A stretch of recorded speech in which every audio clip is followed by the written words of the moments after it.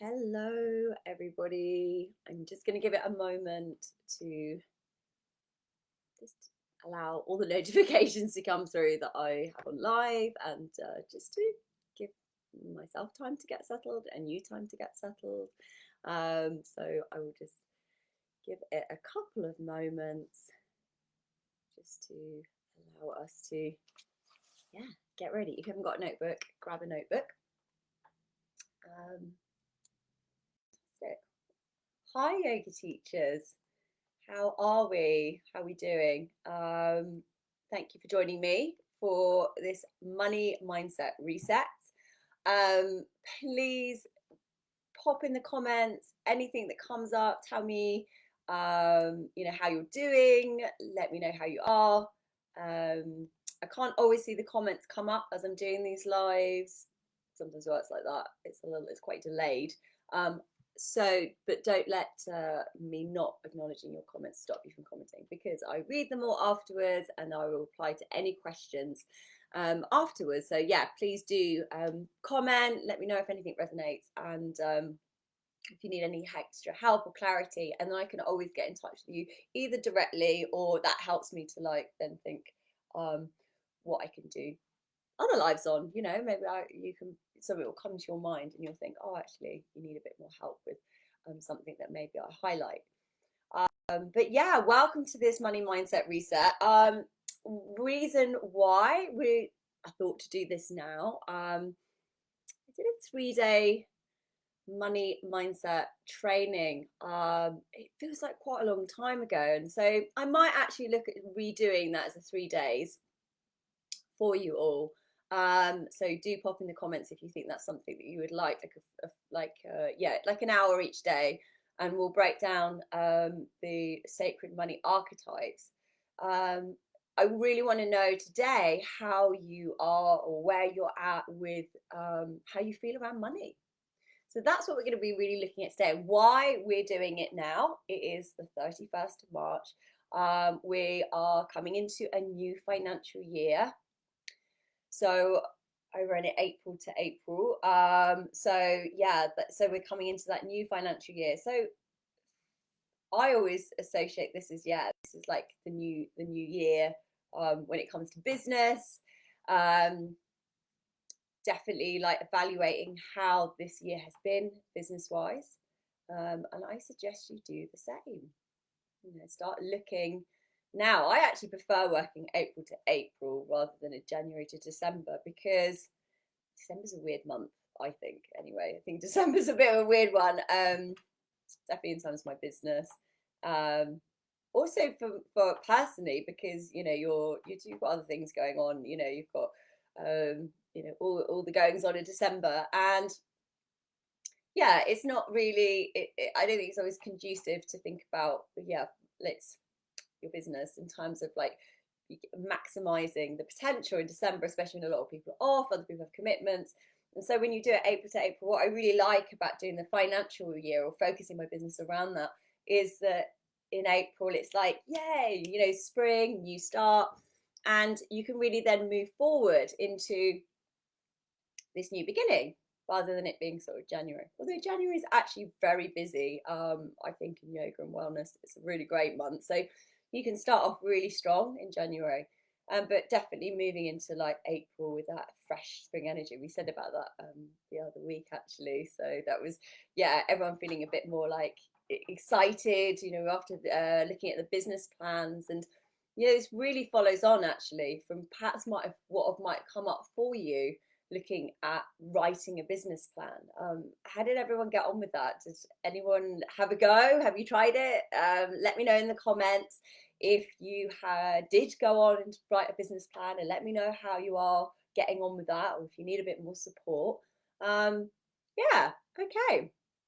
So it's a new financial year coming up, and why does the money mindset matter? Why does it matter to have this focus on how you feel around money? Now, there's a couple of things I wanted to touch on. Is that working or being in the yoga industry, being a yoga teacher, and working in this, definitely working in not just the wellness, but in yoga in terms of how we want to live our lives and how we want to share the message of yoga, we might feel like the money side of things take a bit of a back seat. We can sometimes feel like that. I know that I've spoken to some teachers recently and they really resonated with me saying how I left my corporate job and then went and traveled around India and um, done my teacher training and was out in India. And I really wanted to leave all that corporate world behind. And I was very like, okay, now I'm going to teach yoga, and I really want to share yoga, and I don't want to be bothered by financials, and I don't want to be caught up in all that money. I was so bored of doing P&Ls and yeah, working in like an office and doing all that sort of busy budgeting and financials every day. I really wanted to let that go, and I did, and I really let that sort of fall away. And then what I found actually was I'd left behind so many skills that would really support me in my yoga business. And when we're in this industry, we feel like maybe money and yoga don't mix, and sometimes we feel like we should be, giving yoga for free, and they sort of say that yoga should be free. I mean, yoga. Remember, yoga is free. Yoga is free. Anyone can practice yoga. It is free, but your classes and your offerings are not. That's the difference. Okay, so that's a really, really key tip is yoga is free and anyone can do it, but your classes, your courses, your workshops are not, because you're sharing your expertise. And that doesn't mean you don't have to have some different offerings, which I talk through on all my sort of coaching and mentoring programs, is having these different layered offerings, so that you have something, if you want to have a free offering. But we're really interested if anyone still has that connection. Does anyone feel like a bit icky about charging? Yeah, be really interested if anyone feels a bit icky about that. As I was saying, yeah, I like had this corporate job. I left it all behind and just wanted to like travel and just see how it goes. And actually, I kind of did myself an injustice because I ended up realizing that, well, actually, I need those skills to grow my business. And when I implemented my business knowledge, my business acumen, and put it into my yoga business and did the money mindset work, it had great results, really, really powerful. And everything just kind of fell into alignment. Everything grew, everything felt so abundant. So really, your money story is really important to help you move forward and to grow. So has anybody done any work on money mindset before? If you've done it with me, just let me know, and how anybody feels about that, and perhaps needs a revisit. Anybody feeling a bit stuck around their money story, or maybe thinks like, what is a money story? I haven't even thought about it. So a couple of things, really, when it comes to what is a money story. Money story is your beliefs and your thoughts around money, and they may have come from your parents or the other influences around you, and it's like all these subconscious beliefs that you have around money, and they will affect how you work or like interact with your finances in the current situation that you're in. So they really, really affect you. um, it's really important to remember that you deserve to be paid for what you do, for what you share. You weren't gifted your teacher training, I assume. I do suggest if you were gifted your teacher training, if this was a gift, and that maybe you would like to offer community class or see how you could give back, because that's really important in yogic principles. I do believe I always give back whenever I travel somewhere, or see how whenever I run a retreat in another country, I always work with local charities to give back. So I think that's really, really important actually. So if you were gifted your teacher training, you may want to think about how you would like to pay it back or pay it forward. Pay it forward is probably nicer than saying pay it back, but paying it forward to keep that lovely loop going. Now, if you weren't gifted your teacher training, you need to think about how you're going to see a return on your investment. So that's why you want to think about how you're going to charge and how you're going to effectively charge your classes. You deserve to be paid because you invested.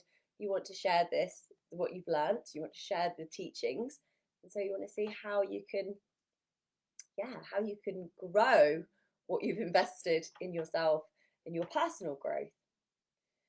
Money is energy. It's really important to remember that, and it's an energy exchange. So when we stop thinking about money being in this difficult, awkward position and actually seeing it as an exchange, you start to see that there's people want to pay you for what you do. And actually, sometimes it's more uncomfortable for people when you don't. So if you say to somebody, oh no, don't worry, I don't want to be paid for it, then quite often you might be putting them in quite an uncomfortable position. If they want to pay you, they feel awkward, they feel indebted, or they're a bit like, why wouldn't you want to be paid? So you wouldn't go, you went to a massage therapist, you had a massage, and then they were like, oh, don't pay me. I think I'd be like, that's really strange. Why don't you want to be paid? So thinking like, if you're like, oh no, it's fine, it's free, or you just pay what you want, it's not very clear. It's very difficult to do that as a business model as well, that pay as you feel, because people tend to be more generous, which is it's one of the positives of that. But it's not very clear, so people can feel a bit awkward, and I don't think that's ever very good. I think it's better to have clarity. So coming back to money stories, kind of went on a bit of a tangent then. So coming back to money stories, it's like thinking about how money has been in your life, or how it's played out in your life as you've grown up, and what relationship do you have with money, and the best way to work into what is your money story is either looking at the sacred money archetypes, which I can share that, actually I'll share that with you. I can share my documents with you in this group, but also doing some journaling and working through the journal prompts. So I'm going to read out some journal prompts for you, and I will just write them down, and I will pop these also in the comments at the end of this, so you can go back and work through them. But journaling, and then like meditate, take some quiet time, and start to uncover your money story. So the first one is describe your relationship with money in 5 words or less. So describe your relationship with money in 5 words or less. What is it? Is it scary? Is it what's your relationship? One of worry, one of I hope I'm not putting negative thoughts into like words, but like, is it like, oh, I feel scared, or I feel like there's not enough, describe your relationship with money in 5 words or less. Maybe a feeling of, I feel that I don't earn enough, or I can't earn enough, what might it be? So that's the first journal prompt. The second one is, what was your money story growing up? What was your money story growing up? What was your first memory around money? Now, this could be all sorts of things, from sort of classic sort of growing up, and perhaps a parent or a carer saying, well, money doesn't grow in trees. Does anyone remember hearing that? Money doesn't grow in trees. You can't have that because we haven't got enough money. I mean, I always remember that. I always remember those things being said. Like, we can't have that. We haven't got enough money. Or, and it's like, I know that my parents said that more of a way of thinking they were trying to teach me probably to have respect, to know that things can't just be had. But actually, in some ways, it's like, rather than it being like, no, you don't really need to eat all the sweets right now, instead of saying, but it being said is like, oh no, you can't because we can't afford it. It just sets a different story, rather than just setting the boundaries of like, it's not good for you to want all these things, or you don't need them. So it's really interesting to think about what was that first memory of money, and what was money like when you were growing up. So this could be quite deep. You could end up journaling quite a lot, and I've shared quite openly on past trainings of how when I did this work, I had no idea I was impacted by what had happened when I was growing up, the money story around me. I just had no idea that I'd be affected by it. And then when I realized, and I did the journaling and I did the work, and then I found that my dad going bankrupt when I was like 10 years old had deeply impacted me, and deeply impacted my relationship with money growing up, my relationship with money in my teens, my relationship with money in my 20s, resulting in me having a lot of debt in my 20s when I lived in London, loads of debt, and yeah, feeling really, really out of control, really frightened by the debt, and telling myself that I was like rubbish with money, and yeah, not trusting myself, either splurging because I wanted things to make me feel better, and feeling really like this pressure. Um, I came to a realization that I was like, I have to get rid of this dirt. I had to. I just knew it was like this weight around me. It'd been pulling me down for so many years, years and years and years. It had been pulling me down. I felt so constricted by it. And I started paying it off, and I paid it all off slowly, slowly, with every bit of money I could from my job.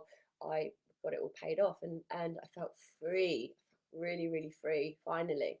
So it's really good to start thinking about what might have happened and how this impacted. And I had no idea that it would be related, and it completely was. And when I started to look at that story when I grew up, and the emotional pain, the difficulties in the relationship with my father because of it, um, yeah, it just massively impacted my life. And it made me feel that, money was potentially could cause real harm. Money could cause real pain, and that isn't the case.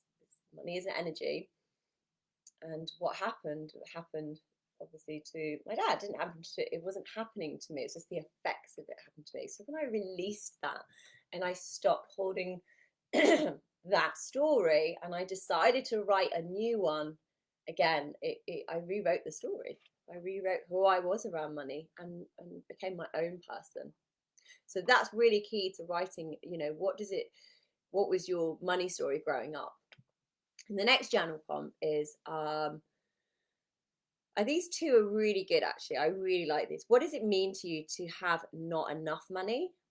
And what does it mean to you to have too much money? So that I'm not gonna prompt you too much with that. I want you to just go with the flow with them. So what does it mean to you to have not enough money, and what does it mean to you to have too much money? Okay, so the next journal prompt is, what to you is the purpose of money? What is the purpose of money? Yeah, really interesting question. I like that. Who else likes that? Let me know.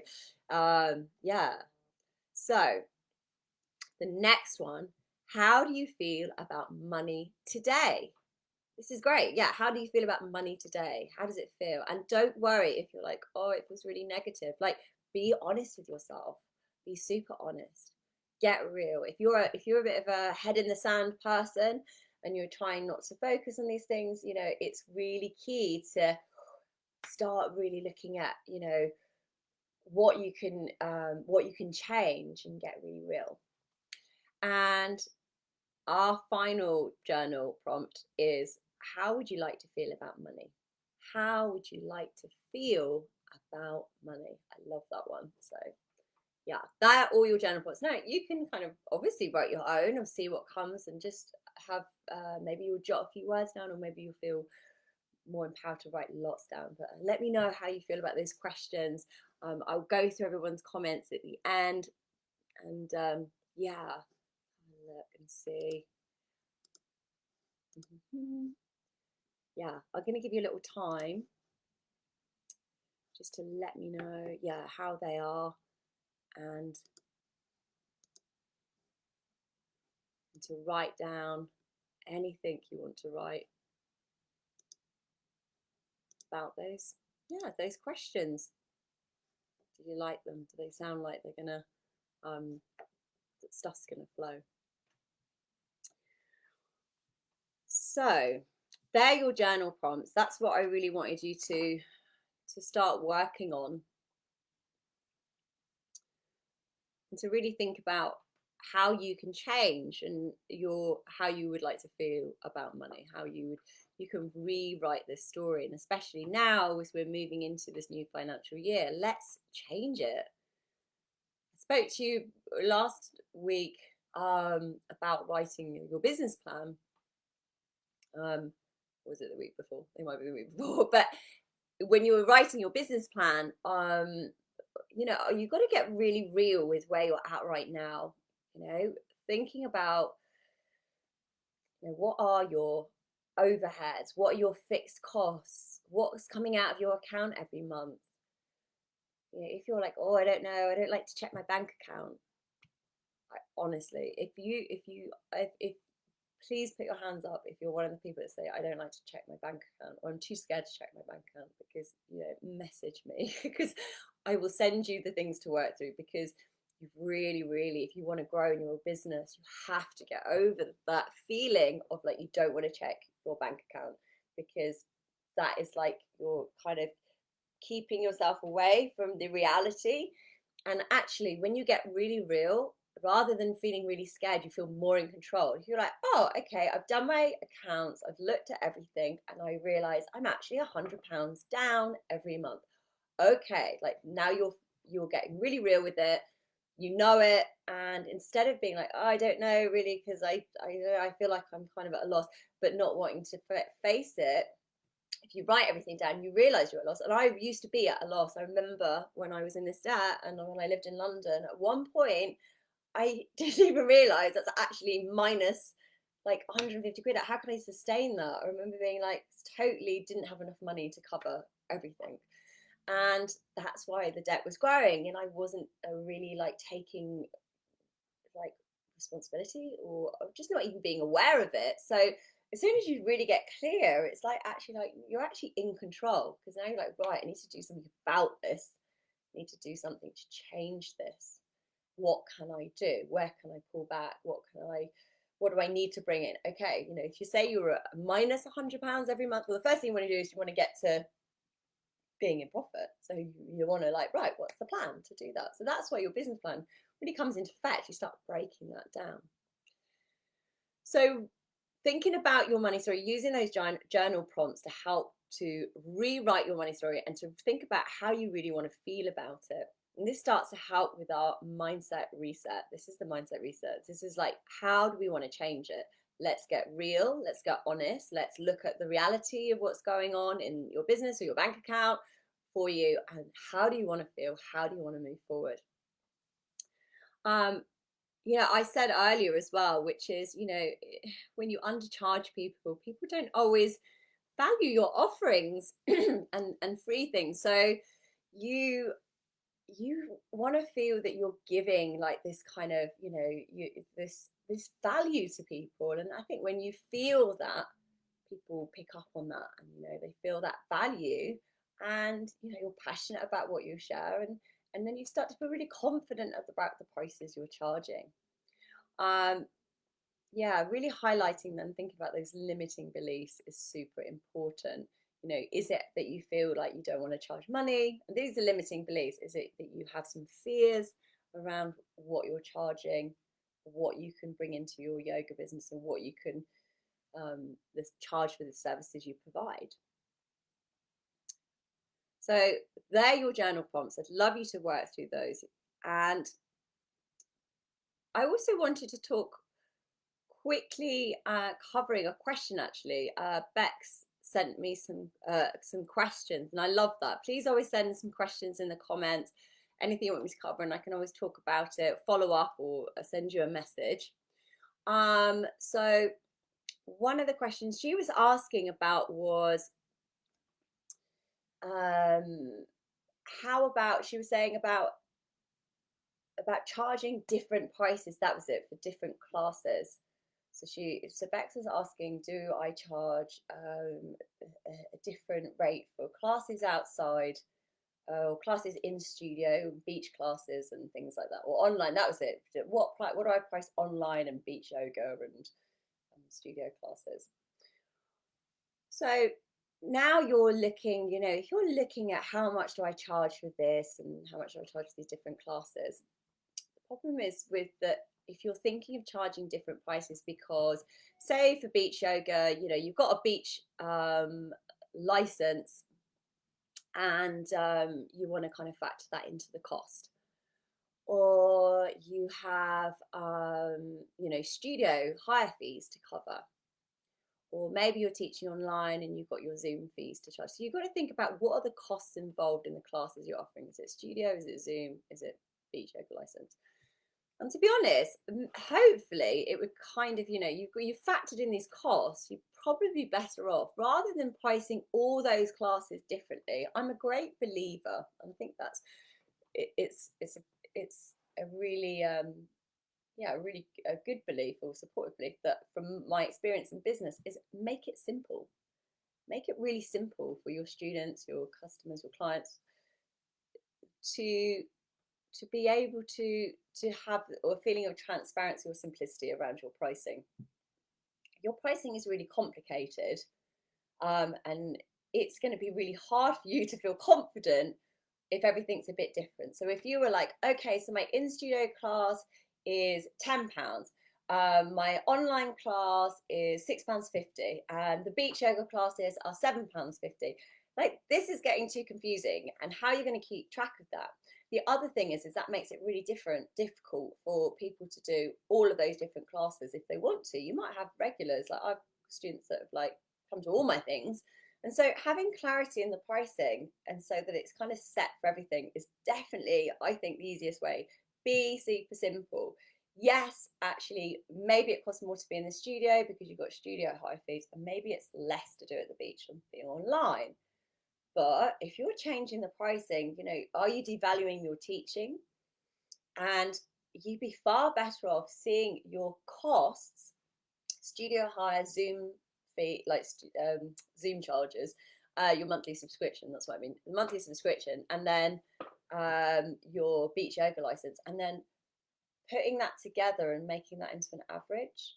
Personally, that's what I would do, so that I'm seeing the cost as a whole monthly cost, rather than seeing as like, oh, if you come to the studio it's 10, and or if you come to here it's different. I mean, yeah, it just becomes very confusing because you might find that your students want to pop in. So that's why I do class packs.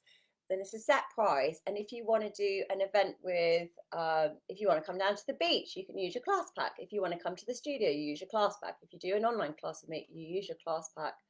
If you want to come and do a temple in the moon ritual, you can use your class pack. So I just do it so that I'm feeling confident and happy that if you have invested in my classes or my teaching and bought a class pack, you can use that for any of my offerings. I'm not like, oh, you can't do that one because you need to pay more for that, or you can't do that one because actually that's £6.50. It gets really complicated. The other thing is as well is think about things. If you are doing classes, with like £6.50, one of the reasons I started charging like just £10 for my classes, I just charged £10 because it was easy, because I didn't have to carry change. I was so sick of like having change and things, and like when I used to do like beach yoga classes all the time and being like, oh, have I got like £1 or have I got 50p to give change? And I just like, this is crazy. So it's just, that's why I just spent £10. It's £10, and then it's simple. You haven't got to have a float. You haven't got to have to give everyone change. So I do suggest thinking about packaging your classes up. So thanks for that question, Bex. That was really, really good. And do send any more in to me if you have those questions about pricing and things. Yeah, it's really super helpful for me to know what you want some support with. Yeah, okay, so I want you to work on doing your journaling and seeing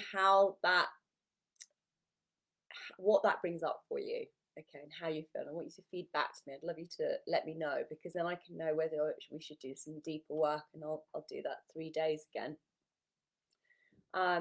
And I really want you to feel that you're using all your skills to feel that you can grow your business. So I want you to also think about, what skills do you have that you were doing before you were teaching yoga that you might be able to add into the mix.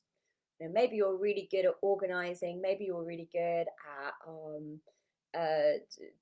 putting together spreadsheets, or I'd love to hear, has anyone got any skills from pre-yoga teaching days that they would like to bring to the table? I was talking to a teacher recently, and she wasn't utilizing her amazing skills as a previous role, you know, in marketing or events, you know, use your skills, use them. Okay, they're not meaning you're going backwards to that life before you became a yoga teacher and did your training.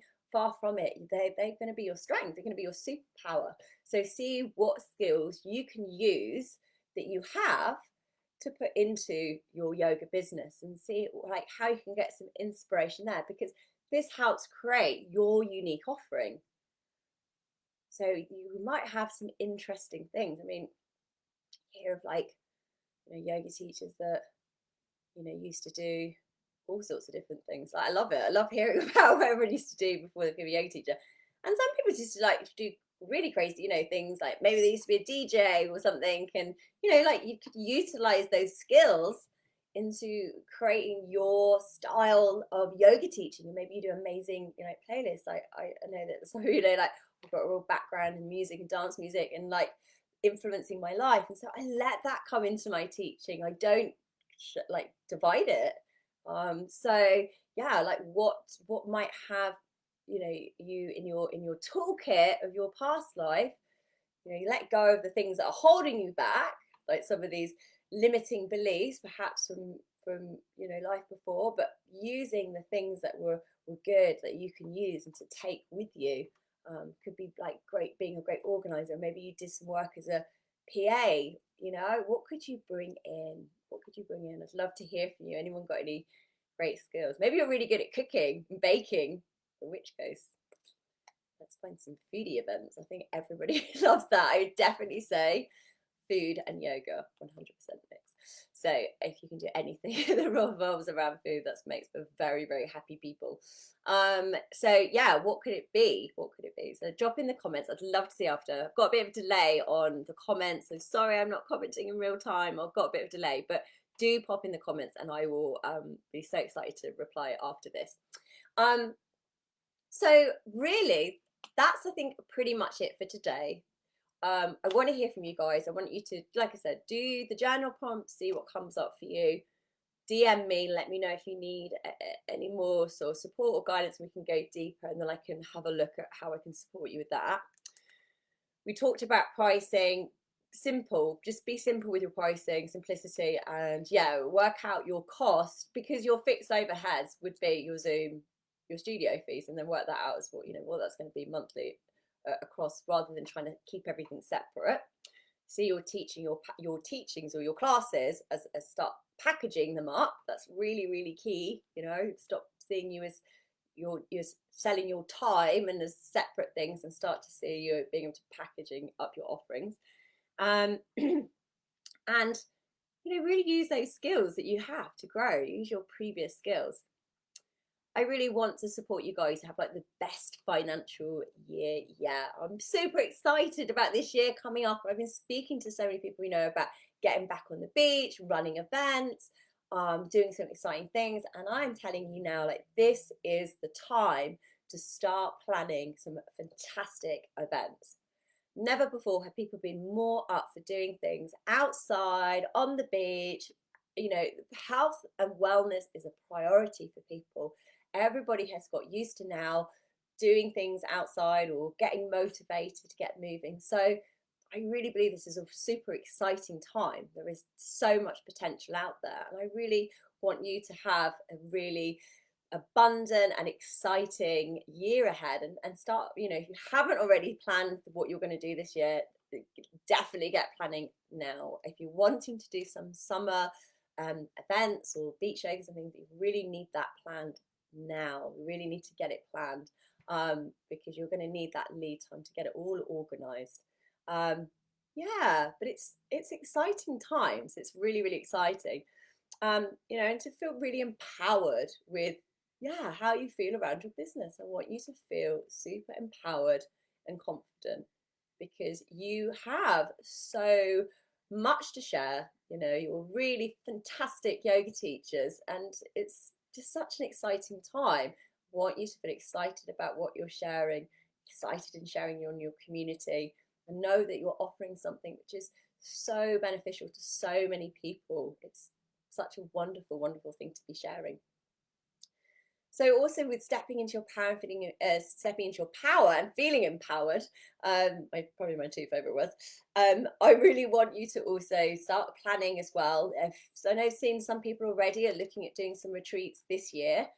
It's kind of quite close to be doing retreats this year, perhaps maybe late or UK based. For later in the year, UK based is a big thing that is going to be massive this year.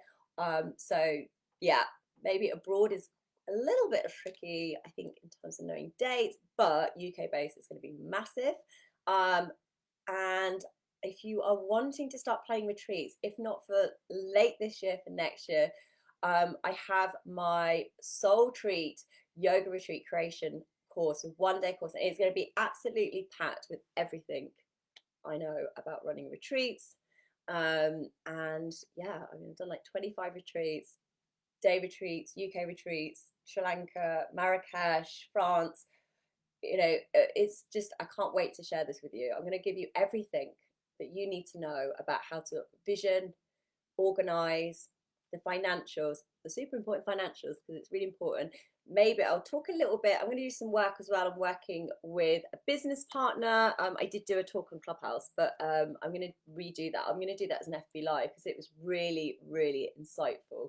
How you can choose a business partner, because it might be worth going into business with someone for a retreat.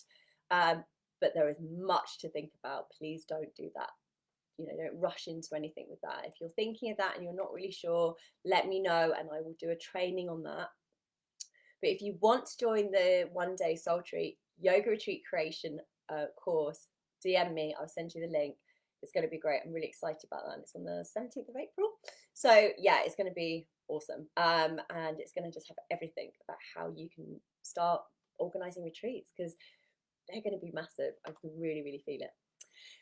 All right, everybody. Okay, well, let me know how you found that. Drop your thoughts in the comments and I will catch up with them all after. And I'm going to, sign off now and have an amazing day.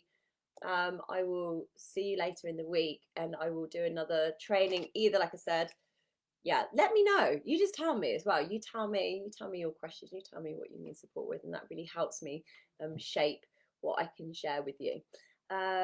All right, have a lovely, lovely rest of the day, and I'll see you all soon. All right, guys, let me know how you get on with your journaling. All right, okay, see you soon.